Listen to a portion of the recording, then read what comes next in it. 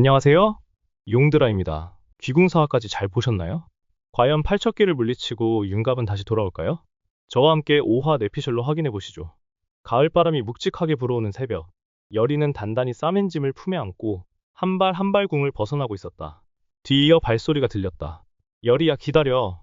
윤갑, 아니 윤갑의 몸을 빌린 이무기 강철이 숨을 몰아쉬며 다가왔다. 이젠 둘도 없이 익숙해진 얼굴. 하지만 여리는 아직도 종종 헷갈렸다. 저 미소가 윤갑인지 강철이인지. 가섭스님을 찾아야 해요. 여리는 작게 말했다. 알아, 내 등이 엎여.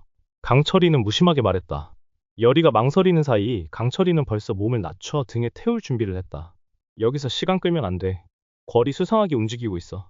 그 말에 여리는 결국 고개를 끄덕였다. 둘은 좁은 오솔길을 따라 서둘러 발걸음을 옮겼다. 하지만 수상한 기운은 이미 뒤를 쫓고 있었다. 검은 두루마기를 휘감은 자들이 거리를 좁혀오고 있었다. 이쪽이야. 강철이는 여리의 손을 움켜쥐고 골목길로 들어섰다. 숨을 죽이고 작은 가마에 몸을 숨겼다. 밖에서는 뚜벅뚜벅 발소리가 들려왔다. 숨소리조차 낼 수 없었다. 가마 안. 여리는 긴장한 숨을 삼켰고 강철이는 조심스럽게 여리의 입을 가볍게 막았다. 두 사람의 숨결이 맞닿았다. 순간 시간이 멈춘 듯했다. 여리는 떨리는 눈빛으로 강철이를 바라보았다. 이게 윤갑일까? 강철일까? 하지만 지금은 그것조차 중요하지 않았다. 그저 살아야 했다. 발소리는 점점 멀어졌다. 강철이는 조심스럽게 손을 거두었다. 여리는 가볍게 고개를 끄덕였다. 조금만 더 가면 돼. 강철이가 속삭였다. 내가 널 지킬게. 무슨 일이 있어도. 드디어 오래된 사찰에 도착했다. 낡은 문을 열고 들어가니 안에는 거칠게 바람에 흩날리는 등불 하나가 있었다. 그 안쪽에서 회색 승복을 입은 노승이 눈을 감고 있었다. 그 스님은 가섭 스님이었다. 찾아오셨구려. 스님이 눈을 뜨며 말했다. 마치 모든 걸 이미 알고 있었다는 듯한 말투였다. 여리는 정중히 절을 올렸다. 부탁드립니다. 무구를 내려주시옵소서. 팔척기를 물리치려면 꼭 필요합니다. 가섭 스님은 잠시 뜸을 들이더니 낡은 괴짝을 하나 열었다. 그 안에는 붉은 실로 정성껏 감은 검은 부적과 작은 칼, 그리고 경기석으로 만든 구슬 목걸이가 들어있었다. 이것이 귀문열을 봉인할 무구다. 스님의 목소리는 낮고 묵직했다. 그러나 이것을 쓰는 자는 목숨을 걸어야 하네. 여리는 한치 망설임도 없이 고개를 끄덕였다. 각오했습니다. 한편 궁 안, 왕 이정은 얼굴이 창백했다. 팔척기가 빠져나간 뒤에도 몸 어딘가에 남은 어둠이 그를 갉아먹고 있었다. 대비는 왕자를 불러 앉혔다. 광아, 내 눈빛이 변했다. 그녀는 속삭였다. 천지장군에게 바치는 제사가 준비되었다. 오늘 밤 모든 걸 끝내자꾸나. 왕자의 눈빛은 텅 비어 있었다. 그러나 눈동자 깊숙이 여전히 팔척기의 그림자가 꿈틀거리고 있었다. 밤, 여리와 강철이는 다시 궁으로 잠입했다. 왕을 미끼로 삼아 팔척기를 다시 깨어낼 계획이었다. 여리는 부적을 준비하고 강철이는 검을 쥐었다. 이번에 절대 놓치지 않겠어. 강철이가 이를 악물었다. 그때 궁 저편에서 뿜어져 나오는 검은 기운. 팔척기였다. 살벌한 살기와 함께 왕자의 방 안으로 다가오고 있었다. 여리는 무구를 꺼내며 다짐했다. 지금 이 순간 놓치면 모두 끝이다. 윤갑, 강철이 부탁해. 그녀는 속으로 중얼거렸다. 강철이는 조용히 미소 지었다. 네가 믿는다면 끝까지 간다. 마침내 팔척기가 모습을 드러냈다. 소름 끼치는 기운을 뿜어내며 흰 가면을 쓴 것처럼 형체를 드러낸 악령. 왕자를 향해 손을 뻗으려는 순간 여리가 날아가 부적을 던졌다. 강철이는 번개같이 뛰어올라 팔척기를 막았다. 검과 검이, 기운과 기운이 부딪혔다. 왕궁 전체가 진동하는 듯한 힘의 충돌. 팔척기는 여전히 강했다. 하지만 이번엔 여리도, 강철이도 예전의 그들이 아니었다. 넌 더 이상 이곳에 머물 수 없어. 여리가 외쳤다. 부적이 불타오르며 팔척기의 몸을 감쌌다. 팔척기는 괴성을 지르며 저항했지만 여리는 흔들리지 않았다. 삼천겁의 악연이여, 오늘 이 자리에서 끊어진다. 여리가 독경을 외우기 시작했다. 강철이는 마지막 힘을 끌어모아 검으로 팔척기의 심장을 꿰뚫었다. 팔척기는 처절한 비명을 남긴 채 허공으로 사라졌다. 남은 것은 무거운 정막. 여리는 힘이 빠져 그대로 무너졌다. 강철이는 급히 그녀를 품에 안았다. 괜찮아, 괜찮아. 강철이는 떨리는 목소리로 속삭였다. 여리는 힘겹게 눈을 뜨며 이제 끝났어요. 윤갑도 자유로워졌어요. 작게, 그러나 확실히 말했다. 그 순간 멀리서 서서히 떠오르는 햇살이 궁궐을 비추기 시작했다. 긴 어둠의 밤이 끝났음을 알리듯 어둠이 걷히고 궁은 한순간 고요해졌다. 그러나 그 고요는 평화가 아니라 더 깊은 소용돌이 전야의 고요였다. 열이야, 괜찮아? 강철이는 열이를 조심스레 일으켰다. 열이는 미약하게 웃었다. 윤갑, 윤갑은요? 강철이는 잠시 말을 아꼈다. 팔척기는 물리쳤지만 윤갑의 혼령은 아직 돌아오지 않았다.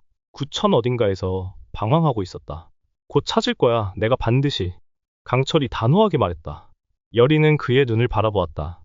윤갑도 강철이도 이제는 둘 다 소중했다. 그것이 그녀를 더욱 단단하게 만들었다. 그 시각 궁 깊은 곳. 가섭스님은 왕의 침전에 홀로 서 있었다. 촛불 하나 없이 숨도 쉬지 않는 듯한 침묵 속에서 귀문은 열렸네. 스님이 낮게 읊조렸다. 팔척기는 물러났지만 그가 열어젖힌 문은 그대로였다. 저승과 이승이 연결된 문. 그리고 그 문 너머에는 더 깊고 더 끔찍한 무언가가 있었다. 시간이 없다. 가섭스님은 다시 한번 주문을 외웠다. 그러나 이미 궁화는 보이지 않는 어둠에 서서히 갉아먹히고 있었다. 열이와 강철은 왕의 부름을 받았다. 왕 이정은 창백한 얼굴로 두 사람을 바라보았다. 팔척귀를 걷어들인 공을 치하하노라. 왕이 낮게 말했다. 하지만 아직 끝나지 않았다. 열이는 긴장했다. 왕의 눈빛이 이상했다. 단순한 피로가 아니었다. 조만간 대궐 어딘가에서 다시 어둠이 피어날 것이다. 왕은 눈을 감았다. 그땐 나조차 너희를 막지 못할지도 모른다. 왕의 말은 명령이자 절박한 경고였다. 열이는 강철이와 함께 가섭스님을 찾아 다시 나섰다. 윤갑을 되찾으려면 귀문을 닫아야 해. 가섭스님은 말했다. 하지만 닫는 자는 목숨의 절반을 바쳐야 하네. 열이는 주저하지 않았다. 제가 하겠습니다. 열이야. 강철이가 소리쳤다. 네가 죽으면 윤갑도 나도 다 끝이야. 열이는 강철이의 손을 꼭 쥐었다. 윤갑을 살리고 싶어요. 그리고 당신도. 강철이는 무너질 듯 눈을 감았다. 그녀의 손이 너무 따뜻해서 오히려 차가운 현실이 더욱 선명해졌다. 좋다. 강철이는 말했다. 하지만 내 목숨은 절대 포기 못해. 내가 대신할 수 있는 건 모두 하겠다. 그날 밤, 열이는 무구를 품에 안고 귀문을 찾아 떠났다. 가섭스님은 귀문이 열리는 자리가 서고 깊숙한 곳이라고 일러주었다. 왕조 200년 동안 쌓여온 비밀과 억울한 혼들이 쌓인 곳. 서고는 이미 다른 차원의 문턱이었다. 가자. 강철이는 단단히 칼을 쥐었다. 열이는 숨을 깊게 들이쉬었다. 문을 열자 거센 바람이 불어왔다. 피비린내와 오래된 책더미 냄새, 그리고 끈적한 절망이 뒤섞인 공간. 그 중심에 커다란 균열이 보였다. 귀문이었다. 하지만 그 앞을 막아서는 존재가 있었다. 흑혈기. 팔척기가 봉인되자 귀문 너머에서 새어나온 더 사악한 존재. 눈도, 코도, 입도 없이 짐승처럼 기어다니는 괴물이었다. 조심해! 열이가 외쳤다. 흑혈기는 인간의 한 맺힌 원념을 먹고 자라났다. 검은 촉수가 강철이를 향해 내달렸다. 강철이는 번개처럼 몸을 날려 흑혈기의 공격을 피했다. 이건 그냥 싸워선 못 이겨. 강철이가 소리쳤다.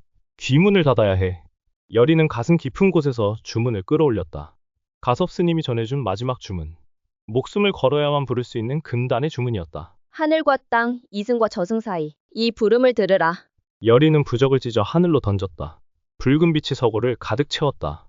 귀문이 요동치기 시작했다. 열이야, 멈춰!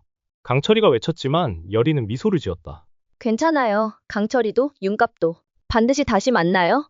눈물 한 방울 흘리지 않고 열이는 마지막 절을 올렸다.